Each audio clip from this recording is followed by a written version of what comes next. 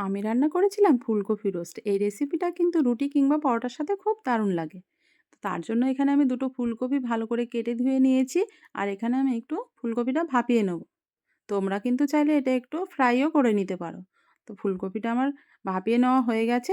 কড়াইয়ে আমি দিয়েছি ১ চামচ তেল আর এখানে ৪ টে পেঁয়াজ আমি কুচিয়ে রেখেছিলাম। পেঁয়াজটাও আমি দিয়ে দিলাম।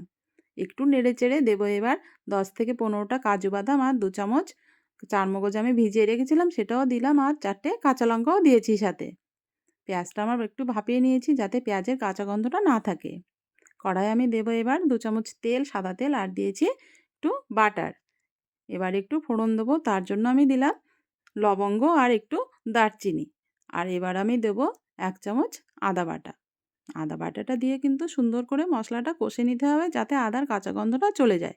এবার আমি দেবো ১ চামচ শুকনো লঙ্কার গুঁড়ো, ১ চামচ ধনিয়ার গুঁড়ো, ১ চামচ জিরের গুঁড়ো। এবার আমি দেবো যে মশলাটা আমি পেঁয়াজটা আমি মিক্সার করে রেখেছিলাম সেটা আমি দিয়ে দিলাম। দিয়ে ভালো করে মশলাটা কষে নিতে হবে। এবার আমি দেবো স্বাদ মতন নুন, নুনটা দিয়ে আবারও আমার একটু মশলাটা কষে নিতে হবে। সুন্দর করে কষে নিতে হবে মশলাটা। মশলাটা আমার প্রায় কষানো হয়ে গেছে। এবার এখানে আমি দেবো এবার ২ চামচ টক দই আমি নিয়েছিলাম। টক দইটা দিয়ে আমি আরেকটু মশলাটা কষে নেব। মশলাটা আমার প্রায় কষানো হয়ে গেছে। এবার আমি যে ফুলকপিটা ভাপিয়ে রেখেছিলাম সেটা আমি দিয়ে ফুলকপির সঙ্গে আরেকটু মশলাটা কষে নেব। সুন্দর করে কষে নেব।